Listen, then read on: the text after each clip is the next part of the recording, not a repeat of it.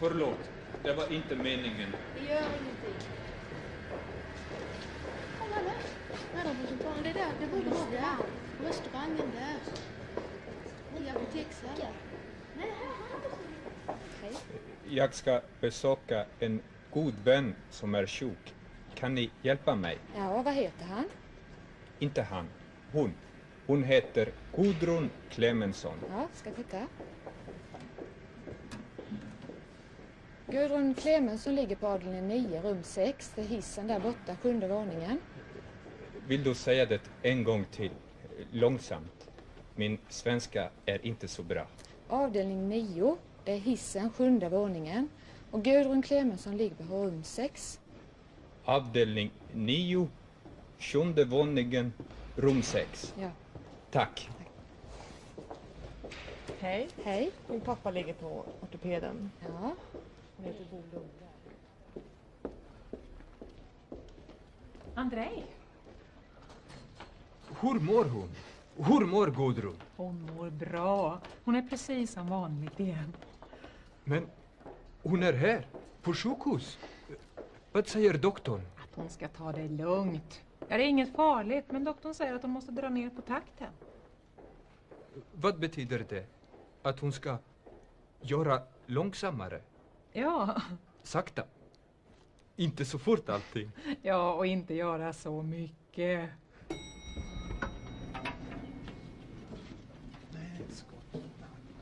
Nej men, hej! Hej!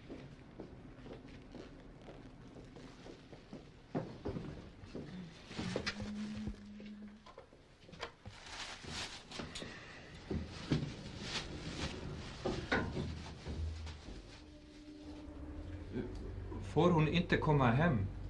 Måste hon stanna på sjukhuset? Hon måste stanna några dagar. Ja, de ska undersöka henne. Jag tar blodprov och så. Du kan fråga henne själv så får du veta precis. Var är Thomas? Nej men Thomas är här hos henne. 7:e våningen, avdelning 9, rum 6. Det ligger 2 patienter till på hennes rum. 2 till som är sjuka.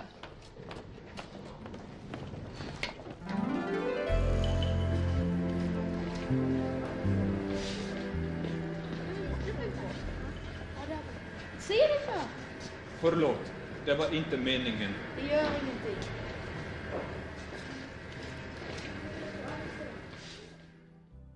Ser du för? Förlåt. Det var inte meningen.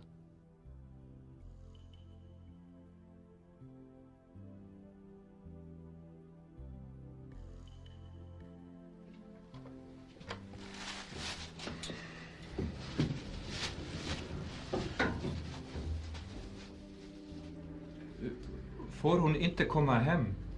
Måste hon stanna på sjukhuset? Hon måste stanna några dagar. Ja, de ska undersöka henne. Jag tar blodprov och så. Du kan fråga henne själv så får du veta precis. Får hon inte komma hem?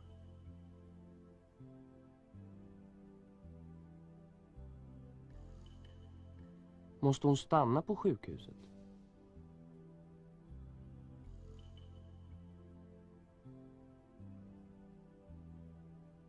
Hon måste stanna några dagar.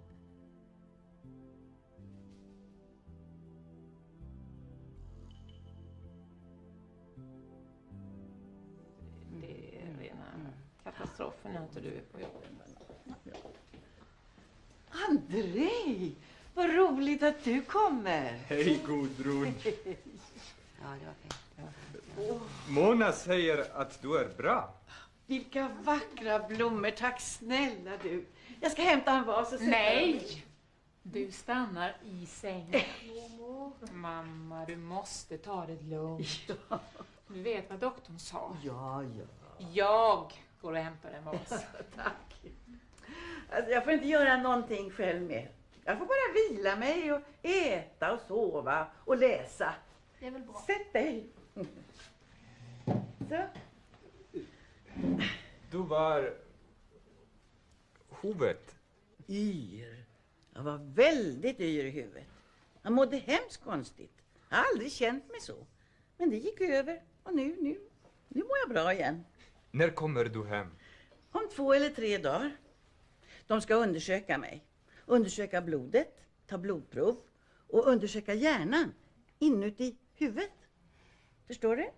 Undersöka. Leta efter var felet finns.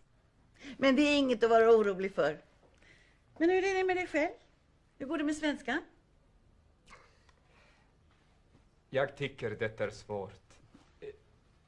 Jag kan inte säga det jag vill. Och jag pratar för fort och för mycket. Men du lär dig, Andrej. Du lär dig. Det här är bara början. Vad är det som bara är början? Andrej och hans svenska. Jag tycker du har lärt dig mycket redan. Och jag har lärt dig att det heter apotek. Kommer du ihåg när du sa affärer där man köper medicin? Jag kommer ihåg. Men jag är inte sjuk nu. Det är Gudrun som är sjuk. Äsch, jag är snart hemma igen. Men du, Andrej. Jag skulle vilja be dig om en sak. Eftersom vi bor i samma hus. Ja?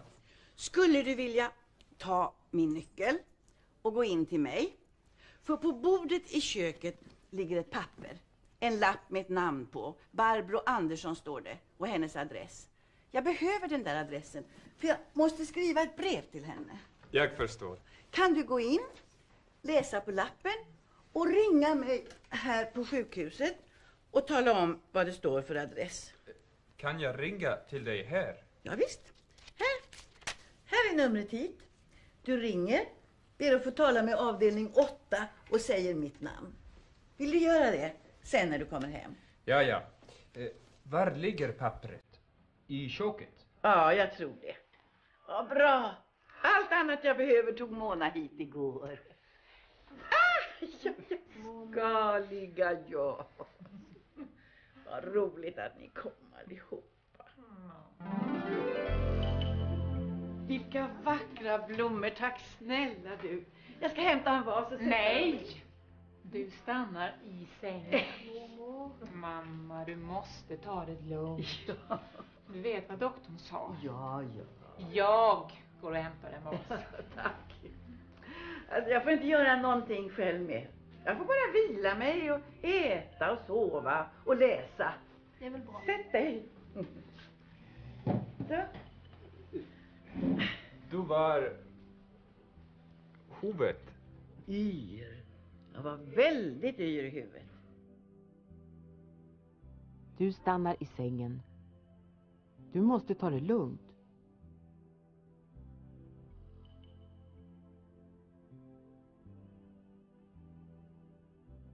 Jag får bara vila mig.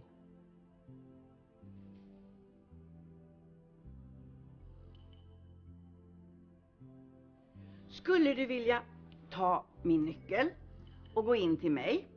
För på bordet i köket ligger ett papper. En lapp med ett namn på. Barbro Andersson står det. Och hennes adress. Jag behöver den där adressen. För jag måste skriva ett brev till henne.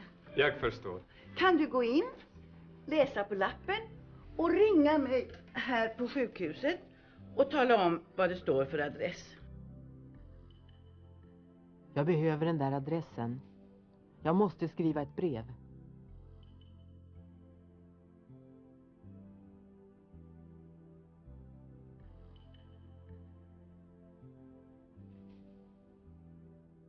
Jag förstår.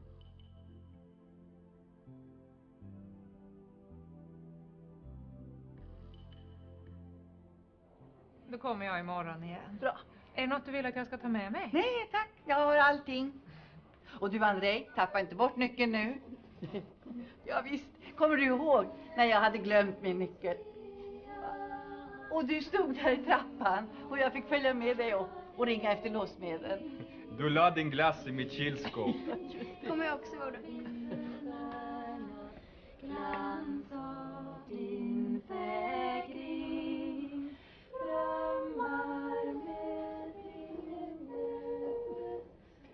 Då kommer jag imorgon igen. Hej då. Hej då Mona. Tack ska du ha. Hej då. Hej då. Vi hörs. Jag ringer. Ja bra. Och du Andrej, när du ändå är i våningen, skulle du kunna titta till blommorna lite grann va? Om de är lite torra så kan du ge dem en skvätt vatten. Ja, vattenkannan står i skåpet under diskbänken. Och sen kanske du kan titta på posten också. Om det skulle vara någonting som du tycker ser viktigt ut. Något sånt där du vet som man behöver ta hand om med detsamma.